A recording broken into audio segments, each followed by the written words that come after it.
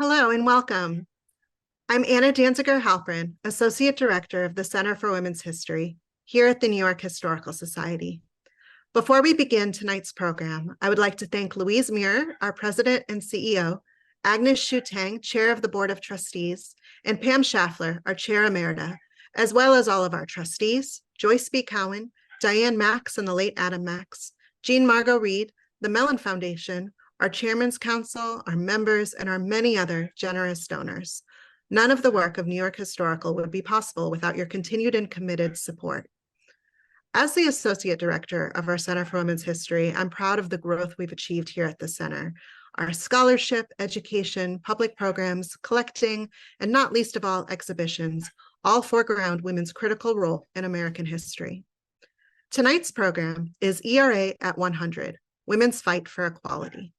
The ongoing fight around the passage of the Equal Rights Amendment is so important to the history of American women's political activism that the Center for Women's History has turned to it many times over the years in our work, from past exhibitions to our blogs and to our K-12 educational curricula.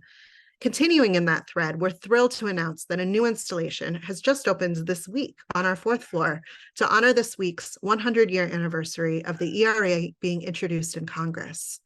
Dressed for Change, it features a gown worn by former New York Representative Carolyn B. Maloney at the 2021 Metropolitan Museum Gala and designed by Gasana Antonios that visually evokes the history of women's ERA activism. Tonight's program will run for approximately 45 minutes, followed by a Q&A. At any point during our program tonight, please submit your questions through the Q&A feature located on your screen, and we will answer as many questions as we can. And now I'm delighted to introduce our panelists for the evening.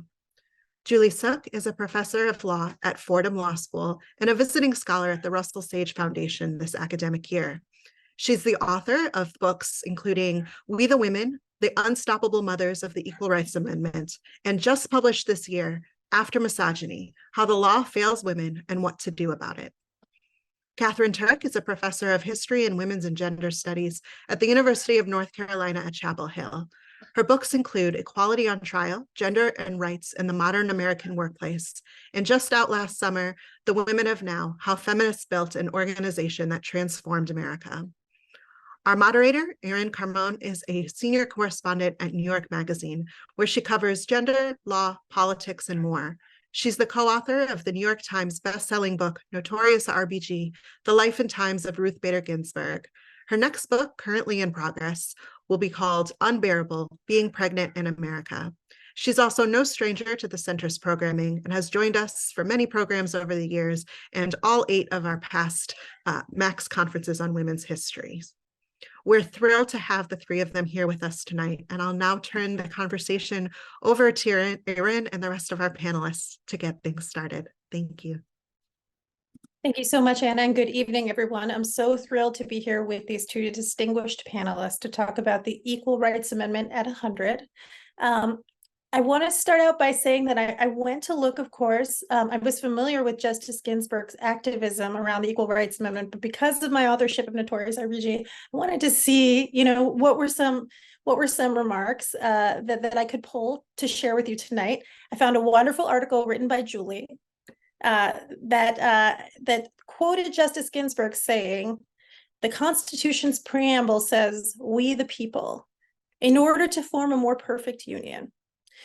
Then she said, "The union will be more perfect if we added this clarion statement to our fundamental instrument of government. Men and women are persons of equal citizenship stature. Why should the rest of the world have the equivalent of an ERA while the United States lags behind?" Good question as we think about the history and present of the Equal Rights Amendment.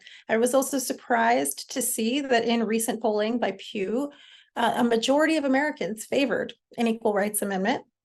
We can talk more about what the barriers are, including, if we want to, Justice Ginsburg's reservations about the mechanics of how to get an Equal Rights Amendment, although she very much supported the substance. But let's set the table. Katie, I wanted to start with you. I wonder if you could just help us understand the arc of the Equal Rights Amendment starting from the very beginning. Absolutely. Thanks so much, Irin. Thanks to my co-panelists, Julie Suk, to Anna Danziger-Halperin, the Center for Women's History at the New York Historical Society. So as a historian of women's activism in the post-war United States, I've been studying and thinking about the Equal Rights Amendment for a pretty long time. In my brief, just opening comments tonight, I'd like to think a little bit about the ERA's social history, and in particular, some of the strategies that its supporters have engaged in their efforts to push the provision into law. Of course, we need the ERA. We'll be talking about that a whole lot over the next hour, and it has certainly mobilized significant feminist activism over the decades. I also hope we will keep in mind the unique qualities of a constitutional amendment as a feminist goal. What is the relationship between local and national strategies? And what has it meant for feminists to pursue national legal change, sometimes at the expense of other priorities?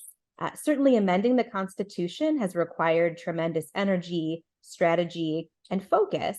And at pivotal moments in the ERA's history, its proponents have sometimes made choices that narrowed their movements and fortified hierarchies among women. But let's start all the way back in the 18th century when the United States was founded. Certainly, federal and state governments limited full and equal citizenship to a subset of men. They passed myriad laws reflecting gendered logic that rendered women subordinate, dependent, and unequal.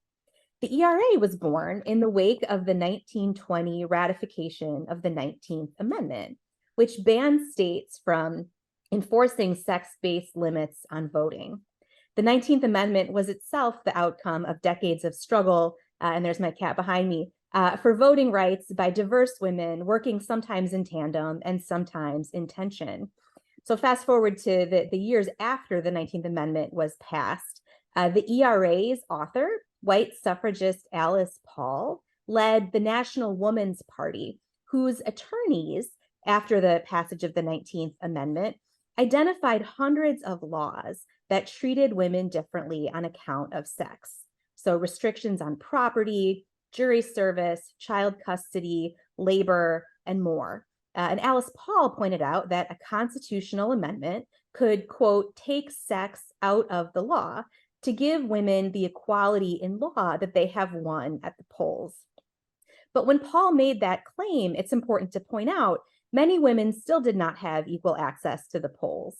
Millions of Black women lived in Southern states whose Jim Crow laws already disenfranchised Black men, and so Black women had no greater right to vote than those men did. Latinas faced voter suppression out west, and the race-based denial of U.S. citizenship to Native and many Asian American women also kept the ballot out of reach for them. Black suffragists and the National Association of Colored Women asked Paul and her National Women's Party to support federal legislation that would secure Black women's voting rights. But for white suffragists, courting racist state lawmakers, even assuring Southern lawmakers that they would be able to keep disenfranchising Black women if the suffrage amendment passed as written, had helped them win the 19th Amendment in the first place. And so Paul spoke for many white colleagues in describing some women's continued disenfranchisement as what she called an unrelated racial problem, distinct from the kind of feminist issue that was best suited for the National Woman's Party agenda. So the National Woman's Party pushed forward for the Equal Rights Amendment. Feminists of color continued to pursue suffrage rights that their more privileged counterparts had won. And Paul turned to the ERA, which she pursued with determined focus until her death in 1977. But Paul lived long enough to see the resurgence of the Equal Rights Amendment as a political issue that had a lot of traction in its second era of rapid movement.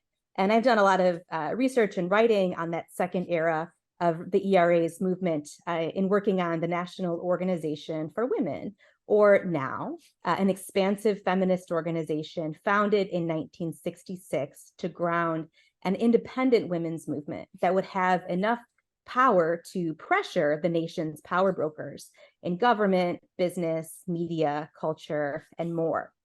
So NOW comes on the scene in 1966. endorses the Equal Rights Amendment in a pretty bold move in 1967, and in tandem with a range of allied groups, helped to push the measure through both houses of Congress by 1962. And at first, ERA advocates were confident that their amendment would sail through the 38 state legislatures that they needed to win by the 1979 deadline, the initial deadline put in place. 30 states ratified the ERA in the first year alone, including Hawaii, which actually ratified the ERA on this very same day that it passed the second house of Congress it needed, aided by the time difference to get to Hawaii. As a grassroots-driven collective, now helped pursue those state ratifications, along with its dozens of other national priorities. So now went on into the mid-1970s to become a leader of a broad ERA coalition that included labor unions, religious and professional groups, progressives and moderates, and even some conservatives, up to a point. But with 5 states to go in 1975, the ratifications slowed dramatically. And so a feminist group like NOW had to make a decision. Should they let the ERA go, or should they shift gears and focus all of their resources and try to gain many more resources on pushing the ERA over the finish line, getting those last couple of states that they needed? And in my book on NOW, I really see the ERA as a pivotal turning point for that organization, when the organization really transformed from a freewheeling, locally rooted network with many goals, many tactics, and visions of success into a streamlined fundraising, lobbying, and protesting machine. NOW also targeted the force behind the ERA's slowdown, which they identified as an alliance of business and social conservatives whose figurehead was anti-feminist crusader, previously anti-communist crusader, but she rebrands herself as an anti-feminist, the activist Phyllis Schlafly. Schlafly attacked the ERA as an assault on the social order and pointed to NOW's official endorsement of lesbian rights, in particular, in calling NOW, quote, destructive and anti-family.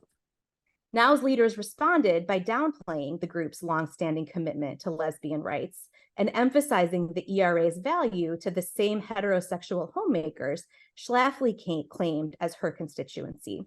And that decision to pivot away from lesbian rights and downplay them had big consequences for queer women who were part of the group, who pointed out that in the late 1970s, this flood of social conservatism also targeted them and fed into the cultural animus that we saw even more strongly in the 1980s. Women of color also strongly backed the ERA in the 1970s. 60% of Black women supported the ERA in the 70s, compared with 54% of women overall. But Black women tended to view the amendment as one piece of a broader attack on inequalities rooted in sex, class, and race. As NOW's former president, Eileen Hernandez, told others in the organization, the ERA was a very important goal for the women's movement, but it was not the only thing that needed to be done, and that women of color could not afford what Hernandez called the luxury of a single issue focus. But NOW's leaders did not adopt Hernandez's perspective and their single-minded focus on trying to win those last couple states they needed, pointing out that pushing the ERA into victory would take unprecedented focus and resources and discipline. And I see I'm almost at the end of my 8 minutes. So I'll wrap up here. NOW's Minority Committee tried to get resources for their diverse priorities that they were interested in, and were told to go fundraise for the ERA. So why does this history matter? My hope, and I hope we'll get to talk about in our time together, that even as we praise and seek to win the ERA and think about all of the things that it will do that we should have already, I hope we will not lose sight of some of the decisions that its advocates have made in its pursuit, and think about the history that we've seen, that too much emphasis on expediency can sometimes replicate inside women's politics the hierarchies that structure the rest of society, and can sometimes actually cut against the goal of equality among women. So my hope for ERA advocates is to continue to fight for equal legal rights without neglecting the women for whom equal rights will not deliver a meaningful justice. Thank you so much. Julie, I wanted to turn to you. Of course, you have written a history of the foremothers of the ERA. We talked about you presenting the contemporary revival of the ERA, the third wave, maybe. Tell me if that's an inaccurate framing. But before that, I just was curious if you wanted to add anything to the mini history, if there was any, because I saw you taking notes. I'd love to hear what's on your mind before we move on to the contemporary. So great. Well, thank you so much to the New York Historical Society and to Anna Danziger-Halprin and the Center for Women's History for convening this. I'm really excited to be here. And I came to the history of the ERA sort of from the quote that you read at the beginning, Irin, about the fact that every constitution in the world written in the 20th century has something like an ERA. The ERA itself just says equality of rights under the law shall not be denied or abridged by the United States or by any state on account of sex.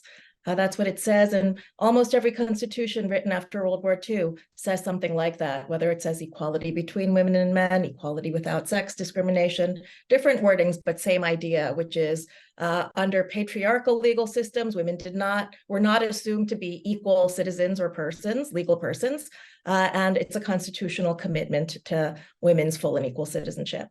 And so I came at it from seeing this as a normal staple of constitutionalism. So then the question is, what is it about our Constitution and its process for change and the politics and the law of this country that's made it so difficult?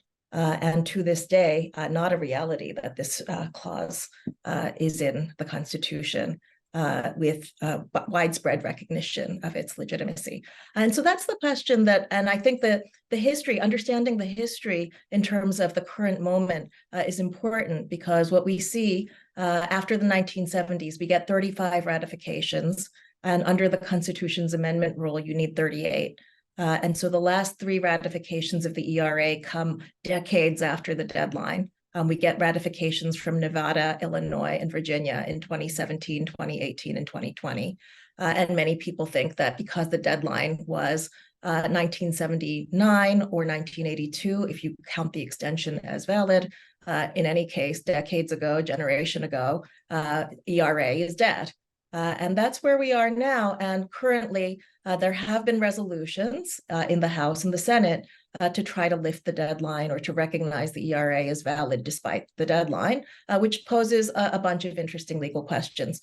So from this moment and the interesting political and legal dilemma posed by these late ratifications, there are at least 3 aspects of the history that I feel, and I think they were sort of in Katherine's presentation, but 3 that I'd really like to focus on, which has a lot to do with the movement, but also just what's going on in Congress when the ERA is actually adopted, what's going on in state legislatures. Because from a legal perspective, you make an amendment by Congress passing and states ratifying. 2/3 of Congress and 3/4 of state legislatures. So the first really important fact is that when we get to, and I won't be in the business of counting waves. You called it the third wave. I'll just call it the wave that was in the early 1970s. And the ERA, when you get to the early 1970s, it is something that is being made by women. That's not something you can say about any other piece of constitutional text. Even the 19th Amendment, there were no women in Congress. I think Jeanette Rankin was not even in there when the 19th Amendment was actually adopted and sent to the states for ratification. But by the time you get the ERA, we have 10 women in the House. And it's significant that some of the women who are vocal in support of the ERA are the first women of color in the House. Shirley Chisholm, the first Black woman, and Patsy Takemoto Mink, the first Asian American woman. And I would say it's also really the first genuine coalitions of Republican and Democratic women on the issue of gender equality. And so they're agreeing, coalescing across partisan lines to basically write patriarchy out of the founding fathers' Constitution. And that's simply what the amendment was about. And it's significant also that there are women in state legislatures, not too many, but there are women in the state legislatures who are ratifying throughout the 1970s, getting the count up to 35. And it's very significant that the 3 states that ratified really late, 2017, 2018, 2020, you have a very active women of color supporting those resolutions in those 3 state legislatures. So it's really a political and historical project, the ERA, of changing who is a constitution maker, and are we going to have a much venerated constitution where what's venerated is founding fathers, as opposed to a much more plural set of constitution makers that we venerate and that we hold up as a symbol of what holds the country together. And I think that's a separate and important project of the ERA from what is the ERA going to achieve as law. The answer to that question changes from 1923 to 1972 to 2023. And I know, Irin, that's another set of questions we could discuss. What is the ERA going to do if we actually get it as law? Well, I mean, since we're here, do you guys want to stop there? I mean, or dwell on that, or do you want to come back to that? So I want to come back to it because they're just another really important point I want to make about the history is that it's really the only amendment in US constitutional history that's actually met the two hurdles of Article 5. 2/3 of both houses of Congress and 38 ratifications in this kind of imperfect and checkered way. It got to 38, but it's the only thing that's been kept out of the Constitution after having met those hurdles, albeit in a checkered way, because of a congressionally imposed time limit and a few state rescissions. And the third thing I'll say, and I'm happy to talk more about, I think we do need to think about just contextualizing the 7-year deadline in the broader arc of constitutional amendment making in US history, and particularly the history of the ERA in Congress. So the 7-year deadline is basically the work of a few men who were basically thwarting democracy. And so we often think, oh, it's democracy if we keep the ERA out because activists said the American people don't really want it. That's actually not true. We get that deadline in part because men who have power and seniority block the ERA from getting out of committee in the House for years before it finally gets a vote in 1970 in the House. When it gets a vote in the House in 1970, there's no deadline on it, but there's essentially a filibuster in the Senate. Sam Ervin, who is a segregationist who had filibustered the 1964 Civil Rights Act, keeps the debate rolling about basic patriarchal issues, defending women's place in the home. But he uses the 7-year deadline to give kind of respectable legal cover. He says, and this thing doesn't have a ratification deadline. Don't we need one?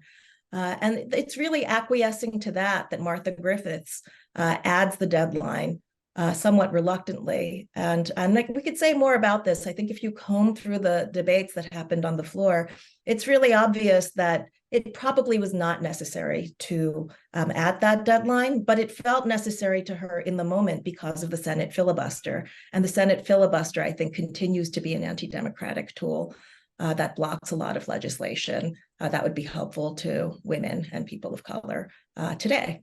So I think it's important to sort of contextualize that deadline. And then finally, that where we are now, the ERA, the deadline is actually, it's not necessarily an expiration date on an amendment. The ERA deadline was actually framed in language that made it ambiguous. And Ginsburg testified about this as a law professor in 1978 during the first deadline, during the deadline extension. She basically said the ERA deadline is worded differently from other deadlines that were used on other constitutional amendments. She testified in 1978 that it says the ERA shall be valid when ratified within 7 years, whereas the deadlines that were more like really dead deadlines said shall be inoperative unless ratified within 7 years. That's what the Prohibition Amendment said. That's what the preambles to a few other amendments dating to the early part of the 20th century had said. So when you use language, it shall be valid when ratified, that's saying it's definitely valid when ratified within 7 years, but there's a big question mark. Well, if it's like late, then what?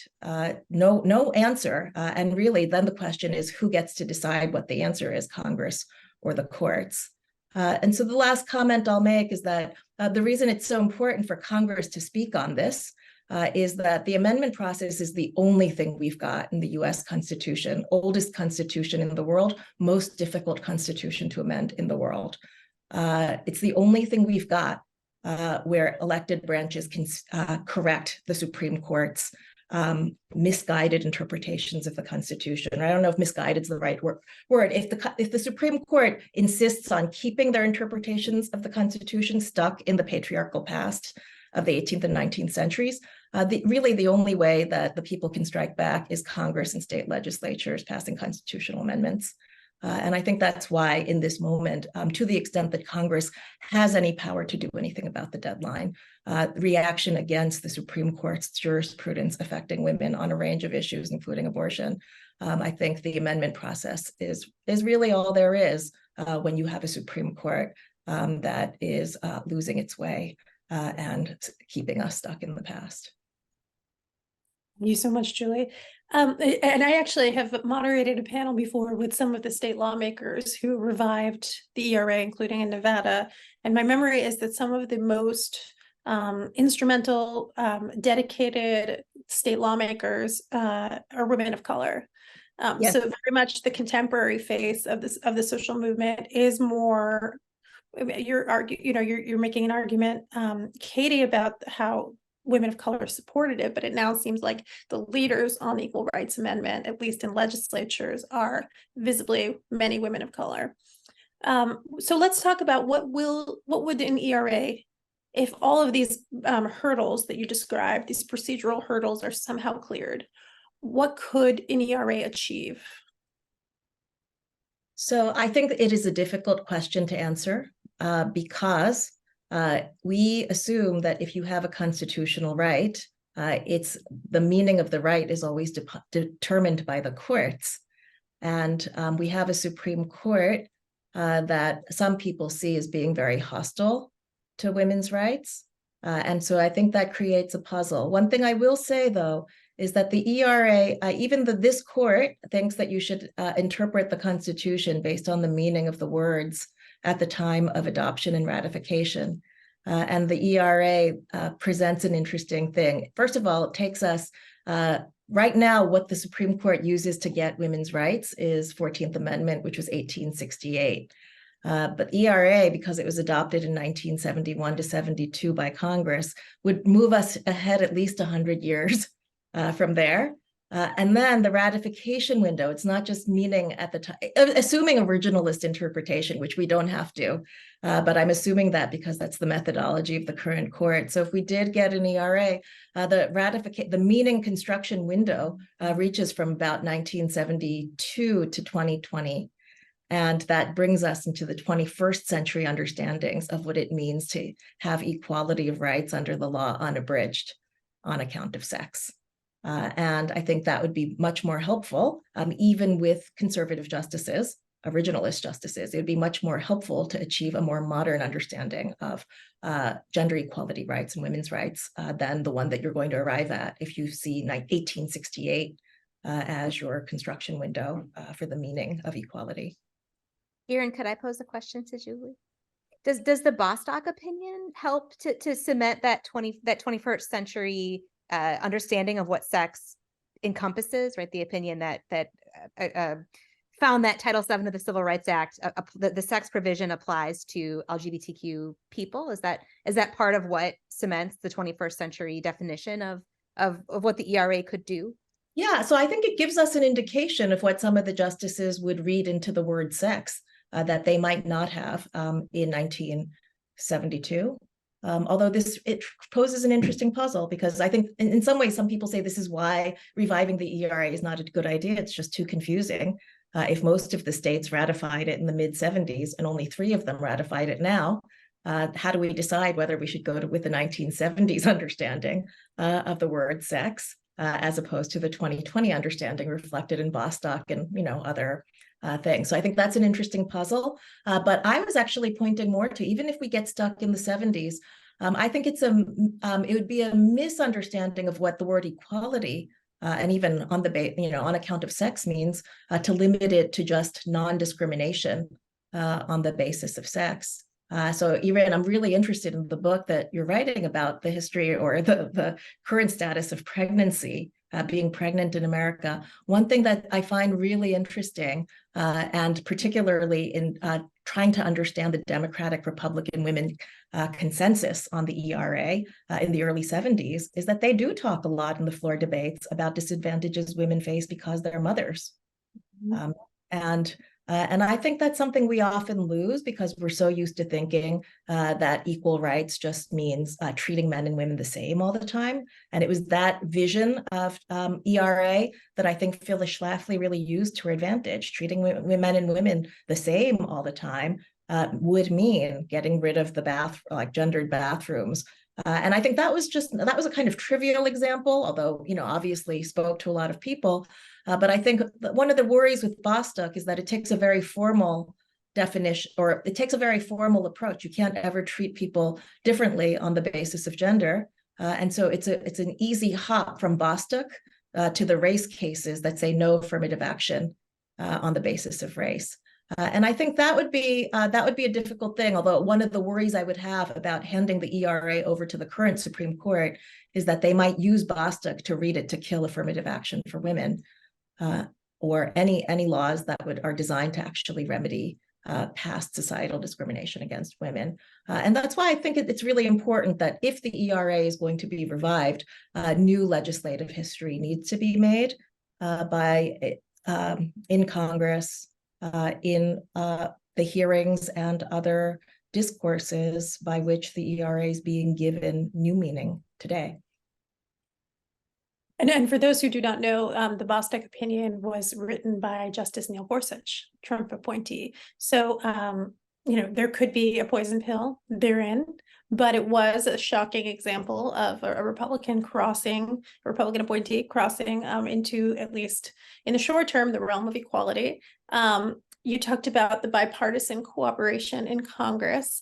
Unfortunately, at least on the federal level, you're not seeing so much of that bipartisanship. I pulled a counter bill that was sponsored by many Republican male senators in the past year, and one female senator. She's not the only Republican woman, but she was the only one listed on there, Cindy Hyde-Smith of Mississippi. And they warned that reviving the ERA would, quote, erase women. So if you're wondering how they make that make sense, the potential ramifications of ratifying the Equal Rights Amendment include legalizing abortion on demand, prohibiting schools from allowing same-sex athletic teams, prohibiting separate prisons for male and female prisoners, prohibiting separate public restrooms for males and females, requiring women to register for the draft, requiring public funding for sex reassignment surgeries, etc., requiring doctors to provide puberty blockers to children who claim to identify, these are their words, of course, as transgender, prohibiting religious organizations from having single-sex membership. So some of these are new, and some of them are very familiar to anyone who has studied the backlash, which we've sort of mentioned but not directly talked about, to the ERA. I'm wondering, as students of history, as historians, when you read this list, when you hear this list, what's your reaction? Well, so much of it is ripped from Phyllis Schlafly's playbook. I mean, with a 21st century anti-trans twist. Schlafly really used the ERA and then Roe v. Wade very quickly thereafter to capitalize on fears among especially conservative Americans, particularly religious Americans, that gender equality would somehow unravel the fabric of American life, and that patriarchal families should be the building block of American society. So, I mean, again, Julie can speak to what the ERA would or wouldn't do, but these propositions seem similarly engineered to create cultural concern, a cultural backlash to the kinds of progress that women and queer people have made over the past decades, which progress that's pretty undeniable, despite many of the hurdles that have remained, and living among this backlash that we can date to the early 70s. Actually, we're kind of still living in that moment and on that political terrain of the ERA advocates arguing that equality is a fundamental American value, everyone should have it, and opponents saying, no, it's actually quite dangerous. And not only is it dangerous for society, it would harm women. Julie? So I actually think the words of the ERA, it's not clear that they would do anything in particular. equality of rights under the law shall not be denied or abridged on account of sex. It's true that in 1923, the reason Alice Paul and Crystal Eastman wrote that, and it was worded differently at the time. Interestingly, in 1923, it actually had the word women in the text, and that was actually taken out sometime in the 1940s as it was redrafted. But basically, in 1923, it was because there were laws that actually treated men and women differently and denied women certain rights. Even I think up until the early 70s, married women couldn't get a credit card without their husband's consent and participation. So there were laws, even early 70s, but in the 20s, there were a lot of laws that just excluded women from certain rights. By the 1970s, there are fewer such laws, but they still think the ERA is necessary because there are some laws that exclude women from important employment, important positions, access to certain institutions like the Virginia Military Institute. By the time we get to this moment, I think this notion that men and women should be treated the same is not really the project of the ERA. It's really what can law or public policy do to deal with the unequal status of people on the basis of gender, often women, but not only women, also gender nonconforming people, LGBTQ people. And in that sense, one very often forgotten part of the ERA's history is that it delegated to Congress power to enforce the Equal Rights Amendment. And that's important in light of the way in which at different moments the Supreme Court has eroded Congress's power to combat violence against women, for example, by striking down some of those federal laws. The Morrison case in 2000 actually did that. But the project of the ERA in the 1970s was not just to have lawsuits that would insist on treating men and women the same by getting rid of the gendered bathrooms or requiring women to sign up for the draft. The project was very much empowering Congress, and not just empowering, really giving a nudge to Congress to pass laws that would actualize equal rights. And that's certainly the direction that gender equality amendments in most of our peer democracies that were adopted from the post-World War II moment to further amendments that were made in the early part of the 21st century, or the late 20th century and early part of the 21st century. That's how they've operated, really sending a signal to the legislature to promote actual equality. And just a reminder that you can put questions in the chat. By the way, happy Hanukkah to myself and anyone else who celebrates. We lit candles early in my house tonight. So I want to talk about, you both kind of alluded to the place that ERA activism has in the broader firmament of feminism and feminist movements. Is there an opportunity cost to now returning to the ERA, as opposed to, let's say, federal legislation restoring or expanding on Roe v. Wade, more narrowly focused, equality legislation, state ERAs, perhaps. New York has one on the ballot next year. In your view, is this a good use of resources from a sort of practical and substantive feminist agenda perspective?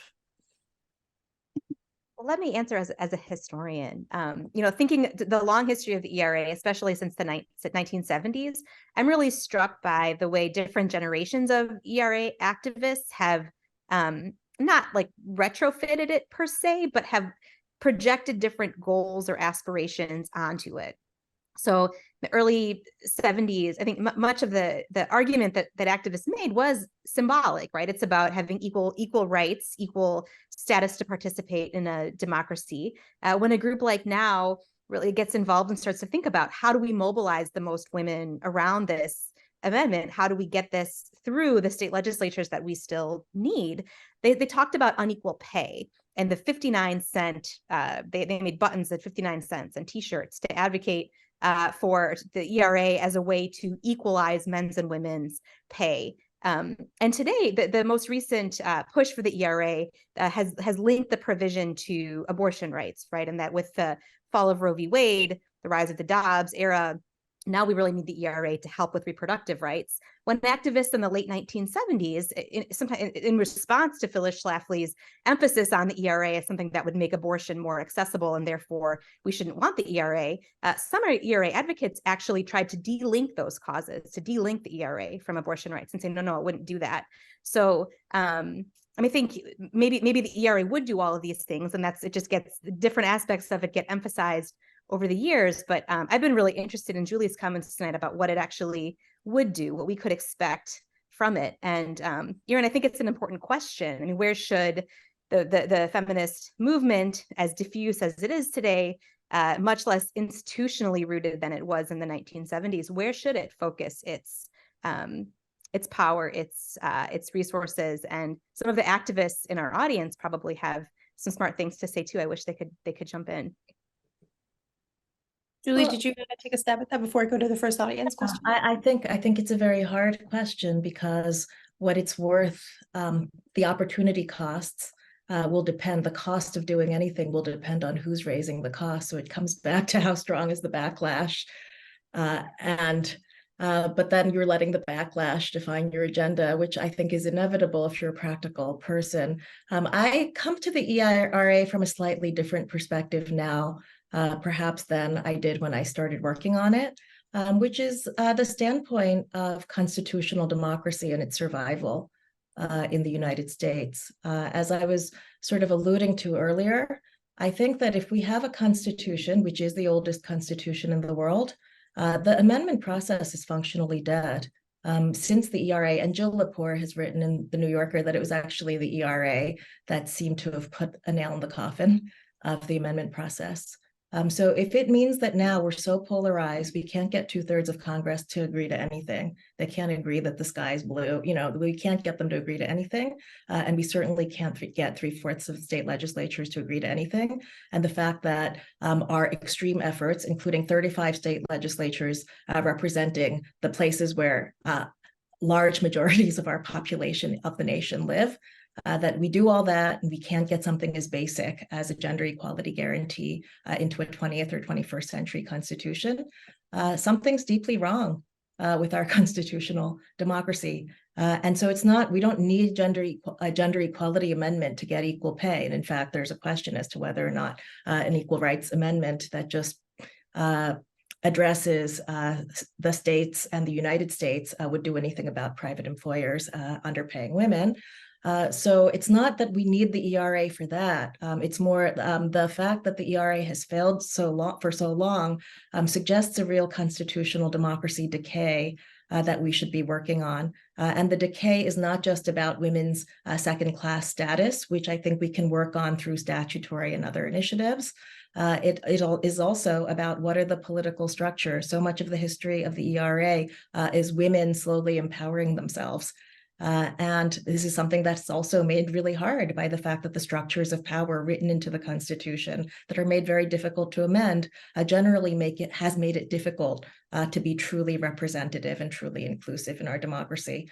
So I'm talking about things like, the equal representation of the states in the Senate, wherein originated the filibustered 7-year deadline. I'm talking about, why was it so hard to ratify the ERA in certain states? Are the state legislatures actually democratic? And legal scholars like Jessica Bowman-Posen and Miriam Siefter are writing really great things looking at whether or not we have democracy in state legislatures. So to my mind, I think that the opportunity cost of fighting for the ERA has to be connected to thinking more generally about the longer arc of constitutional democracy and what it means to accept the ERA's failure in terms of trying to continue to live within a structure that makes it so hard to seek full inclusion when it seems so obvious as a fact of modern democracy that we should have it. And then what are the things you advocate for in order to draw attention to the deep illegitimacy of an unamendable constitution? That's a powerful point to underscore, because it's if I understand you correctly, you're saying that all the reasons we don't have the ERA speak to the broader dysfunction of our democracy, and Yes. how, and to just extend that point, how meaningful of a democracy can it be if it doesn't enshrine the equality of half its citizens? Yes. So I want to go to our first audience question. What do you see as the relationship between ERA activism and the passage of Title IX? And it's interesting, that we have seen so much backlash demagoguery about sports and women's and girls sports in particular. Anyone want to jump in on that? Take that one, Julie. The terms of the legal history, the constitutional history, or Well, I'm not sure what the questioner meant. okay. But this is from the audience. If we can just help I have something, yeah. As a social movement question, I think, did they work together? How did they function in Congress? That would be my guess. Well, certainly Patsy Mink was a driving force behind Title IX and a driving force behind pushing the ERA through Congress. This is perhaps a more general answer to that question, but a point I wanted to circle back to that got me thinking when Julie was talking about the ERA as a piece of potential law that women really wrote and were pushing through Congress for the first time. It's really this insider-outsider strategy that is effective in the early 1970s. So you have women in Congress, women like Martha Griffiths, Patsy Mink, Shirley Chisholm, who are deeply connected to activist groups like NOW and the National Women's Political Caucus and others who are applying pressure on Congress from the outside, whereas the feminist lawmakers on the inside are sort of giving them, suggesting where the pressure points are and encouraging them to push in certain places in certain ways. So with the ERA passing Congress in 1972, Title IX, I believe, is 1973. I mean, I think about these, and then the Equal Credit Opportunity Act, 1974. There are more pieces of legislation we could talk about from that early to mid 70s moment. It's all part of this same moment of feminist activists trying to push the idea of equality into the law in as many different directions as they can while the moment was ripe. So, I mean, certainly some of the same lawmakers were involved in pushing both of those pieces of a feminist agenda, and some of the same activists were pushing for those two pieces as well as much more. Julie, did you want to jump in? Oh, I just wanted to say I think that an important focal point for the connection between ERA and Title IX is Patsy Takemoto Mink, and she's.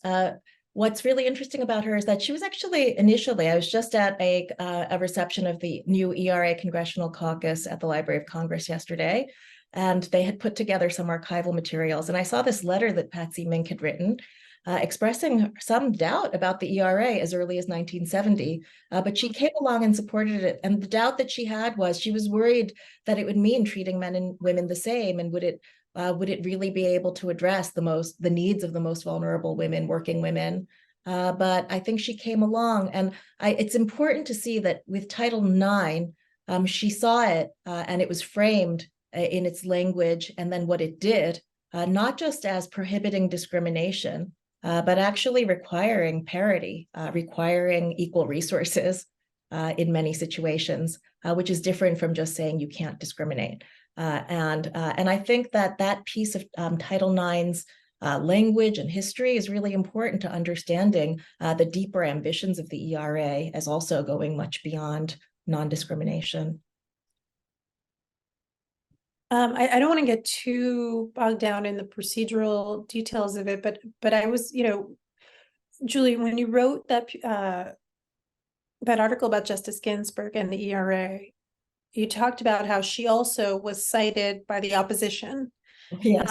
Because she had also made, and I remember doing events where people would come up to me and yell at me for even mentioning that Justice Ginsburg had said this, when people would ask, what does she think about the ERA right now? But she had said, I would like to see a new beginning. Yeah. I'd like to start over. And of course, she sadly is not the last word on this, but, or for better or for worse. But I'm just wondering, even within people who were our champions of the Equal Rights Amendment, there is not a consensus about the right way forward. And I wonder if you could each talk a little bit about, what the debate has been among leaders and among activists as time has gone on about the process. Or if you could explain if she's totally wrong about that. Well, I think, I appreciated what Julie said just a minute ago about Patsy Mink and her initial concerns about the ERA as the right way forward. Another person we could lift up and bring to this conversation who had similar questions about the ERA at the very beginning was the legal thinker and activist Pauli Murray, who argued in the late 1960s that the 14th Amendment was not only a more flexible way to approach a kind of gender equality that could also account for women's functional differences. But Murray also pointed out that the 14th Amendment was already in place, whereas establishing a new constitutional amendment would be quite a long and difficult and drawn out process. And of course, Murray was all too correct in pointing that out in the late 1960s. I mean, I do think throughout the ERA's history, the moments where we see it advancing, activists are pushing in many different directions at once. So when the ERA expiration, when the first expiration arrived in 1979, activists, just before that, got that extended to 1982. When that most recent expiration date arrived, they started working in the states and made progress there. And so I think the improvisation and flexibility that ERA advocates have shown over the decades gives me optimism now. Maybe that's unfounded optimism, but I think this new strategy of going to the archivist seems like a creative approach. And there's a New York Times piece over the summer where some pundits and scholars were kind of pointing out that this is more of a political strategy, or kind of a not a showmanship strategy, but a kind of a messaging strategy, more than a strategy that was actually likely to get the amendment into law. But I'm hopeful that this thing will pass eventually, right? And we historians understand that the past only makes sense and follows a logical trajectory with hindsight. And so maybe we'd be sitting here 5 or 10 years from now with them, celebrating and praising the creativity of the activists who worked together with the politicians who finally got this thing done. I hope so. So just about seeing a new beginning. So I think that those are some sad words, because I think a lot of people would like to see a new beginning. A lot of people might also prefer to have a right to abortion actually enshrined in the text of the Constitution by way of an amendment to the Constitution, instead of trying to dig it out of an amendment that was written in 1868. But I think new beginnings are basically not possible now. I mean, the notion, nobody proposes constitutional amendments with any degree of seriousness because they know that the process that we have does not work to get things done today.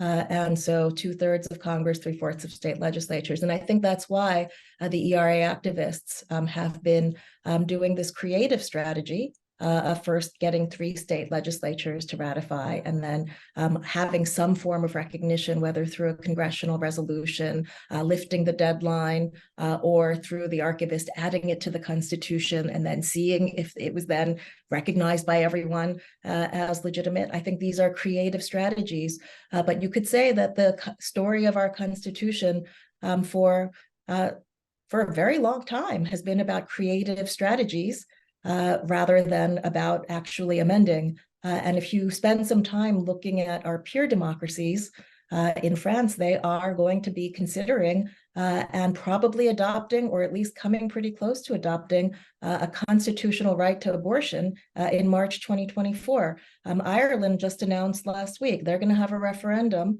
in which they recognize the value of unpaid caregiving and redefining the family as being including non-marital families in the Constitution in Ireland. Interestingly, they've chosen not to pursue a gender equality amendment because they think that's less meaningful and more likely to cause controversy. It's more meaningful in the 21st century, perhaps, to recognize unpaid caregiving as a value. And so I do think that in a lot of normal democracies, this kind of courts decide, then there's an amendment process, people participate in the amendment process, you modernize the Constitution. These are actually on the table. If you live in a country like the United States, where those are not on the table, then it seems like deeply aspirational to say, I'd like to see a new beginning. In the same way, deeply aspirational for Ginsburg to say shortly before she passed away that she'd hoped that they would wait until the next election to name her successor. So I think there are things that are politically possible and not possible at some moments, and activists make their choices in light of those realities. Yeah, I think that's a bittersweet, mostly bitter, and very accurate take on the moment that we're in right now. I want to thank our two distinguished panelists. I want to thank the New York Historical Society and Nicole and Anna. I want to thank everyone working on the team to make this happen, and all of you who listened in on the first night of Hanukkah. Thank you so very much. Thank the three of you, Julie, Katherine, and Irin, for your fascinating conversation today. And to all of our attendees, thank you so much for joining. Please sign up for the museum's mailing list and follow us at nyhistory.org to get the latest on upcoming salons like this one.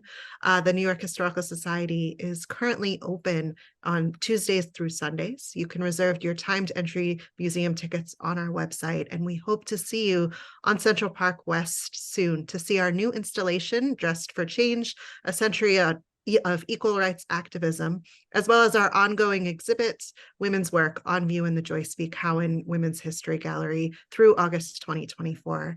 Thank you all so much and have a wonderful evening.